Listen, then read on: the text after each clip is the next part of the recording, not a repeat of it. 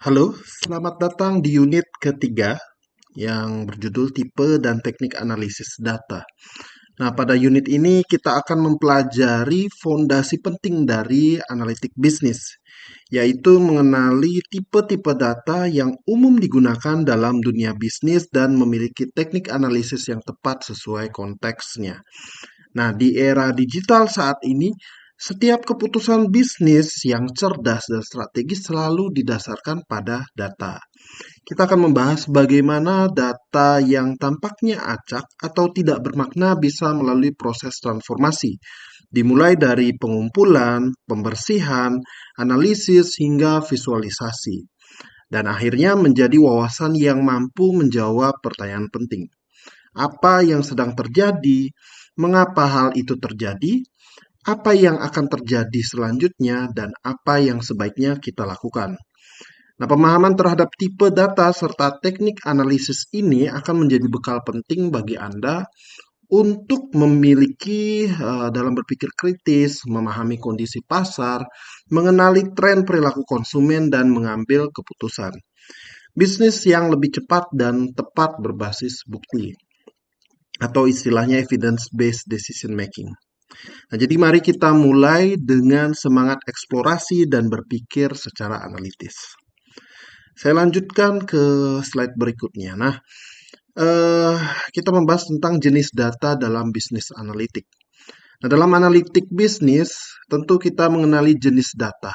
Nah, mengenali jenis data ini adalah langkah awal yang sangat krusial sebelum kita melakukan proses analisis.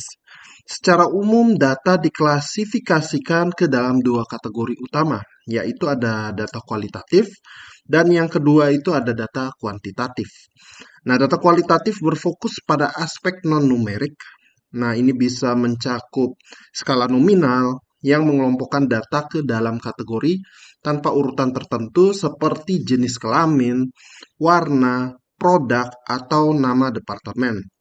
Nah, kemudian ada skala ordinal yang memberikan peringkat atau urutan, tetapi jaraknya tidak harus sama. Misalnya tingkat kepuasan pelanggan, nah itu bisa sangat puas, puas, netral, dan tidak puas. Nah, sementara itu data kuantitatif ini bersifat numerik dan memungkinkan kita melakukan perhitungan matematis secara lebih dalam. Ini mencakup skala interval seperti suhu dalam Celcius yang memiliki jarak setara tetapi tidak memiliki nol mutlak. Kemudian ada skala rasio seperti pendapatan, umur, atau jumlah produk terjual yang memungkinkan perbandingan proporsional karena memiliki nol absolut. Nah, di luar itu penting juga untuk membedakan antara data terstruktur seperti tabel dan database yang sudah terorganisasi dengan baik, dan data tidak terstruktur seperti teks ulasan pelanggan, foto produk, atau rekaman suara yang memerlukan pendekatan analisis yang berbeda seperti text mining atau image recognition. Nah, pemahaman klasifikasi data ini bukan hanya penting untuk memilih teknik analisis yang tepat, tapi juga menentukan alat yang digunakan serta bagaimana hasilnya akan ditafsirkan. Nah, kesalahan dalam mengidentifikasi jenis data dapat berujung pada interpretasi yang keliru dan keputusan bisnis yang kurang akurat. Kita lanjutkan lagi. Nah, pada proses analisis data bisnis, itu analisis data bisnis adalah sebuah proses sistematis yang terdiri dari beberapa tahapan penting dan saling berkesinambungan. Proses ini bertujuan untuk mengubah data mentah menjadi informasi yang dapat digunakan untuk mengambil keputusan yang lebih strategis dan berbasis bukti. Tahap pertama adalah pengumpulan data. Di sini kita harus mampu mengidentifikasi sumber data yang relevan, baik internal seperti data penjualan, keuangan, logistik, maupun eksternal seperti data pasar, media sosial, atau survei konsumen. Validitas dan kelengkapan data sangat bergantung pada kualitas proses pengumpulan ini. Selanjutnya adalah tahap pembersihan dan validasi data. Banyak data bisnis yang mengandung duplikasi, kesalahan input, atau nilai kosong yang bisa mengganggu proses analisis. Oleh karena itu, pada tahap ini kita harus menyaring data dari inkonsistensi, dan memastikan bahwa data yang akan dianalis benar-benar mencerminkan kondisi sebenarnya. Nah, setelah data bersih, kita memasuki tahap eksplorasi awal atau istilahnya exploratory data analysis. Nah, tahapan ini bertujuan untuk memahami struktur data, melihat distribusi, mengenali pola umum, dan mendeteksi anomali atau outlier. Visualisasi sederhana dan statistik deskriptif sering digunakan untuk tahap ini agar kita bisa mengenali karakteristik utama dari data tersebut. Nah, lalu tahap berikutnya adalah pemodelan dan interpretasi. Di sini kita menerapkan teknik analitik atau algoritma statistik tertentu seperti regresi, klasifikasi, atau clustering untuk menemukan hubungan, membuat prediksi, atau mengelompokkan data. Nah, proses modeling ini juga membutuhkan pengujian dan evaluasi performa model agar hasilnya dapat diandalkan. Terakhir kita sampai pada tahap penyajian hasil analisis. Ini adalah proses mengkomunikasikan temuan dalam bentuk visualisasi, dashboard, atau laporan bisnis yang mudah dipahami oleh pengambil keputusan. Nah, tujuan akhirnya adalah memberikan wawasan yang konkret dan dapat ditindaklanjuti, sehingga bisnis dapat merespons dengan cepat terhadap dinamika pasar.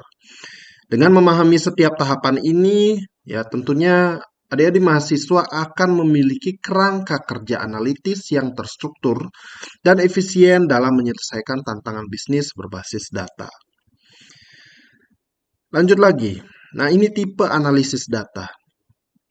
Jadi dalam dunia bisnis analytics ada 4 tipe utama. Analisis data yang membentuk kerangka berpikir strategis dalam pengambilan keputusan. Nah, masing-masing tipe memiliki fungsi, pendekatan, dan tujuan yang berbeda namun saling melengkapi. Pertama ada analisis deskriptif atau descriptive analytics. Nah, ini adalah tahap dasar yang berfungsi untuk menjawab pertanyaan, apa yang telah terjadi? Nah, dengan menggunakan data historis, analisis ini menggambarkan kinerja bisnis melalui laporan keuangan, grafik penjualan, atau ringkasan operasional. Meskipun terlihat sederhana, analisis deskriptif sangat penting karena memberikan gambaran menyeluruh tentang kondisi masa lalu dan saat ini. Nah, kemudian yang kedua ada analisis diagnostik atau diagnostic analytics. Nah, setelah mengetahui apa yang terjadi, langkah selanjutnya adalah mencari tahu mengapa hal itu dapat terjadi. Nah, teknik seperti korelasi, drill down analysis, dan root cause analysis digunakan untuk mengidentifikasi pola, anomali, dan hubungan antar variabel. Analisis ini sangat berguna dalam mengungkap penyebab penurunan penjualan, peningkatan biaya, atau ketidaksesuaian kinerja. Nah, kemudian yang ketiga ada analisis prediktif atau predictive analytics. Nah, di tahap ini kita mulai melihat ke depan dengan menjawab apa yang mungkin akan terjadi dengan bantuan teknik statistik, machine learning, dan algoritma pemodelan. Kita dapat memproyeksikan tren masa depan seperti perilaku pelanggan, permintaan produk, atau risiko bisnis. Ini memungkinkan organisasi untuk lebih siap menghadapi ketidakpastian. Nah, lalu yang keempat ada analisis preskriptif atau prescriptive analytics. Nah, ini adalah analisis yang canggih yang menjawab pertanyaan apa yang sebaiknya kita lakukan. Preskriptif tidak hanya meramalkan masa depan, tapi juga merekomendasikan tindakan terbaik untuk mencapainya. Nah, teknik optimalisasi ini, simulasi, dan pengambilan keputusan berbasis data digunakan untuk memberikan solusi konkret dan mendukung keputusan yang bersifat strategis maupun operasional. Dengan memahami keempat tipe ini secara menyeluruh, kita tidak hanya mampu menganalisis apa yang terjadi, tetapi juga dapat mengantisipasi risiko, merencanakan tindakan, dan memperkuat daya saing bisnis dalam jangka panjang. Nah, lanjut lagi, kita ke teknik statistik data. Nah, statistik adalah fondasi utama dalam analitik bisnis karena memungkinkan kita untuk memahami data secara sistematis dan objektif. Dalam konteks ini ada dua kategori utama yang perlu kita pahami, yaitu statistik deskriptif dan statistik inferensial. Pertama, statistik deskriptif digunakan untuk menyajikan dan meringkas karakteristik data dalam bentuk yang mudah dipahami. Beberapa ukuran utama dalam statistik deskriptif meliputi yang pertama ada rata-rata atau mean. Nah, nilai itu artinya nilai tengah dari seluruh data. Kemudian ada median yang artinya nilai tengah dari urutan data yang telah disusun. Kemudian ada modus yang artinya nilai yang paling sering muncul. Lalu ada simpangan baku dan variansi yang artinya menggambarkan seberapa jauh data tersebar dari nilai rata-rata. Nah, teknik-teknik ini berguna dalam tahap eksplorasi awal data, terutama ketika kita ingin mengetahui apakah data bersifat simetris, tersebar luas atau mengandung nilai ekstrim atau outlier. Nah, kedua, statistik inferensial digunakan untuk menarik kesimpulan atau generalisasi dari sampel data ke populasi yang lebih luas. Ini sangat penting dalam situasi di mana kita tidak bisa mengamati seluruh populasi, tetapi tetap perlu mengambil keputusan berdasarkan data terbatas. Beberapa teknik umum dalam statistik inferensial antara lain ada korelasi, yang menunjukkan kekuatan dan arah hubungan antara dua variabel. Kemudian ada regresi yang memungkinkan kita memprediksi nilai suatu variabel berdasarkan variabel lain. Lalu ada distribusi normal dan uji hipotesis yang membantu kita menguji asumsi dan membuat keputusan dengan tingkat kepercayaan tertentu. Dengan menguasai teknik-teknik statistik ini, kita tidak hanya dapat menjelaskan apa yang terlihat dalam data, tetapi juga menguji dugaan, membuat prediksi, dan mendukung keputusan bisnis yang berbasis bukti. Statistik adalah jembatan antara data dan wawasan strategis. Kita lanjut lagi pada slide visualisasi data. Nah, visualisasi data ini adalah salah satu elemen paling penting dalam analitik bisnis karena berfungsi sebagai jembatan antara data dan pemahaman manusia. Data mentah seringkali kompleks dan sulit dicerna, namun dengan visualisasi yang tepat, informasi tersebut bisa diubah menjadi wawasan yang mudah dimengerti, cepat ditangkap, dan lebih berdampak secara komunikatif. Setiap jenis grafik memiliki perannya masing-masing. Ada grafik batang atau bar chart, sangat efektif untuk membandingkan nilai antara kategori, misalnya penjualan per wilayah atau jumlah pelanggan berdasarkan segmen pasar. Kemudian ada diagram garis atau line chart, ya, sangat cocok untuk melihat pola dan tren dari waktu ke waktu, seperti pertumbuhan pendapatan bulanan atau fluktuasi harga saham. Kemudian ada pie chart. Nah, ini digunakan untuk menggambarkan proporsi bagian dari suatu keseluruhan, seperti pembagian pangsa pasar berdasarkan merek atau distribusi anggaran.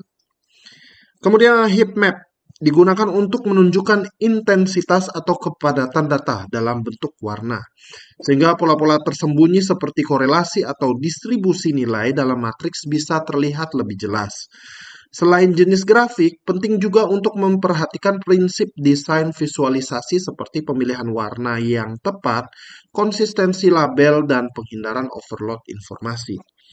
Nah, untuk mendukung proses ini tersedia berbagai tools visualisasi yang dapat disesuaikan dengan kebutuhan dan tingkat kompleksitas data. Kemudian Microsoft Excel ini masih menjadi pilihan utama untuk analisis cepat dan visualisasi dasar.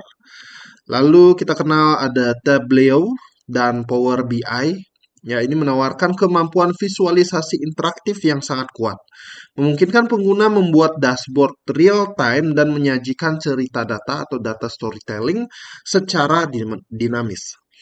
Nah, dengan visualisasi yang baik, kita tidak hanya menyampaikan data, tetapi juga membangun narasi yang dapat menggerakkan aksi dan keputusan. Visualisasi yang kuat bukan hanya tentang tampil menarik, tapi tentang membuat data berbicara dengan cara yang relevan, jelas, dan meyakinkan. Lanjut. Penggunaan software dalam analisis. Nah, dalam praktik analitik bisnis modern, pemanfaatan perangkat lunak atau software menjadi kunci utama untuk mempercepat dan menyederhanakan proses pengolahan data. Setiap software memiliki karakteristik dan kekuatan masing-masing, dan pemilihannya harus disesuaikan dengan kebutuhan analisis, kompleksitas data, serta tingkat keahlian pengguna. Kita lihat di situ ada Microsoft Excel. Nah, ini mesti menjadi alat yang paling banyak digunakan karena kesederhanaannya. Excel ini sangat cocok untuk analisis cepat, pengolahan data skala kecil menengah, serta visualisasi dasar. Fitur seperti pivot table, data analysis toolpack, dan solver membuat Excel cukup kuat untuk kebutuhan bisnis sehari-hari. Kemudian ada SPSS atau kepanjangannya Statistical Package for the Social Science. Nah, ini banyak digunakan dalam riset akademik dan analisis pasar. Software ini dirancang untuk penggunaan non-programmer dengan antarmuka berbasis menu yang intuitif. SPSS sangat andal untuk melakukan analisis statistik seperti uji regresi, ANOVA, korelasi, dan uji hipotesis dengan cepat dan akurat. Nah, untuk analisis data yang lebih kompleks dan berskala besar, kita bisa menggunakan R dan Python menjadi pilihan yang utama. Nah, keduanya ini merupakan bahasa pemrograman yang kuat dan fleksibel untuk keperluan data wrangling, data mining, hingga machine learning. R ini lebih populer di kalangan akademik dan statistikawan karena banyak pustaka statistik dan visualisasi canggih seperti ggplot2. Nah, lalu ada Python di situ lebih banyak digunakan di industri karena kemampuan yang luas, termasuk integrasi dengan sistem TI dan kecerdasan buatan. Sementara itu, untuk menyajikan data kepada pengambilan keputusan secara visual dan interaktif, kita bisa menggunakan Tableau dan Power BI. Nah, ini adalah dua alat yang paling populer. Keduanya memungkinkan pembuatan dashboard yang menarik dan dapat diakses secara real time. Visualisasi ini tidak hanya mempercantik tampilan data, tetapi juga membantu menyampaikan pesan analitis secara efektif. Pada akhirnya, pemilihan software tidak hanya ditentukan oleh fitur teknis, tetapi juga oleh faktor-faktor seperti volume data, kebutuhan integrasi sistem, keterampilan tim, dan efisiensi waktu. Seorang analis yang baik tidak harus menguasai semua alat, tetapi tahu kapan dan bagaimana menggunakan alat yang paling tepat untuk menyelesaikan masalah bisnis secara efisien. Kita lanjutkan lagi, di sini ada data mining dan big data ya. Jadi dalam era digital yang syarat informasi, volume data yang dihasilkan setiap detik tentu sangat besar. Nah, baik dari transaksi bisnis, media sosial, perangkat IoT, hingga interaksi pelanggan. Untuk dapat memanfaatkan data yang begitu masif dan kompleks ini, kita memerlukan dua pendekatan strategis. Ada data mining dan big data analytics. Nah, data mining adalah proses menggali dan mengekstraksi informasi yang bermakna dari kumpulan data besar. Teknik ini memungkinkan kita menemukan pola tersembunyi, hubungan tak terduga, dan tren perilaku yang sebelumnya tidak terlihat secara eksplisit. Contohnya dengan menggunakan algoritma klasifikasi, clustering, atau association rules, perusahaan bisa yang pertama menemukan kebiasaan belanja pelanggan, kemudian dapat mengelompokkan segmen pasar, atau bahkan memprediksi kemungkinan terjadinya fraud. Sementara itu, big data mengacu pada kumpulan data yang begitu besar, cepat, dan beragam sehingga tidak dapat diolah dengan metode konvensional. Karakteristik big data dikenal dengan konsep 5V. Yang pertama itu volume, jumlah data yang sangat besar seperti jutaan transaksi e-commerce setiap hari. Kemudian yang kedua ada velocity, ya, itu kecepatan data mengalir, misalnya dalam sistem real-time monitoring atau sensor kendaraan. Kemudian yang ketiga ada variety, atau keragaman jenis data. Nah, ini termasuk teks, gambar, video, dan data numerik. Kemudian yang keempat adalah veracity. Ini tingkat kepercayaan atau kualitas data. Jadi data besar tidak selalu bersih atau akurat. Kemudian yang kelima ada value. Ya, ini potensi nilai bisnis yang bisa diekstraksi dari data tersebut jika dianalisis dengan tepat. Nah, kedua pendekatan ini menjadi pilar penting dalam analitik modern, khususnya dalam mendukung keputusan berbasis perilaku pelanggan, personalisasi layanan, optimalisasi rantai pasok, dan inovasi produk. Nah, contohnya perusahaan seperti Amazon dan Netflix menggunakan data mining dan big data untuk merekomendasikan produk secara personal dan memprediksi kebutuhan pelanggan bahkan sebelum mereka menyadarinya. Dengan memahami data mining dan big data, kita membuka jalan untuk mengubah informasi menjadi keunggulan kompetitif, membuat bisnis lebih responsif, efisien, dan adaptif terhadap perubahan pasar yang dinamis. Lanjut, ada studi kasus implementasi. Nah, agar lebih memahami manfaat nyata dari analitik data dalam dunia bisnis, mari kita lihat beberapa contoh implementasi yang umum dilakukan di berbagai industri. Studi kasus ini menunjukkan bagaimana analitik tidak hanya membantu menjawab pertanyaan, tetapi juga mendorong pengambilan keputusan yang lebih strategis dan proaktif. Pertama, optimasi stok atau inventory optimization ya dengan menganalisis data penjualan historis, pola permintaan musiman dan siklus pengiriman, perusahaan dapat memperkirakan kebutuhan stok secara lebih akurat. Hasilnya adalah efisiensi dalam manajemen persediaan, mengurangi risiko overstock atau kelebihan stok yang membebani biaya penyimpanan, dan stock out. Itu artinya kekurangan stok yang menyebabkan hilangnya penjualan. Ini tentu sangat penting, terutama di sektor retail dan manufaktur yang sangat sensitif terhadap ketersediaan produk. Kemudian yang kedua, segmentasi pelanggan atau customer segmentation. Analitik memungkinkan perusahaan mengelompokkan pelanggan berdasarkan berbagai atribut seperti demografi, perilaku pembelian, frekuensi transaksi, atau nilai hidup pelanggan atau customer lifetime value. Nah, dengan segmentasi ini, perusahaan dapat menyusun strategi pemasaran yang jauh lebih terarah. Misalnya, promosi khusus untuk pelanggan loyal, kampanye edukatif untuk pelanggan baru, atau penawaran bundling untuk kelompok tertentu. Hasilnya adalah peningkatan efektivitas kampanye dan pengalaman pelanggan yang lebih personal. Nah, kemudian yang ketiga ada prediksi churn atau customer churn prediction. Nah, churn ini adalah kondisi ketika pelanggan berhenti menggunakan produk atau layanan. Melalui analitik, perusahaan dapat mengidentifikasi pelanggan yang berisiko tinggi untuk churn. Berdasarkan pola perilaku seperti penurunan frekuensi transaksi, komplain yang meningkat, atau penurunan kepuasan. Dengan informasi ini, perusahaan bisa mengambil tindakan proaktif seperti memberikan penawaran retensi, meningkatkan layanan, atau menghubungi langsung pelanggan untuk membangun kembali loyalitas. Ketiga contoh ini membuktikan bahwa analitik bukan sekedar alat bantu teknis, tetapi instrumen strategis yang dapat membawa dampak nyata terhadap efisiensi operasional, kepuasan pelanggan, dan profitabilitas jangka panjang. Nah, untuk penutup dan evaluasi pemahaman di akhir video ini, ya kita telah membahas jenis-jenis data, tipe analisis, serta teknik dasar yang digunakan dalam analitik bisnis. Nah, pertanyaan refleksi untuk Anda, bagaimana Anda bisa menerapkan teknik ini dalam bisnis atau industri yang Anda minati? Silakan diskusikan atau tuangkan dalam studi kasus nyata dalam LMS Undiknas Perkuliahan Bisnis Analitik. Saya Diki, sampai jumpa di video selanjutnya.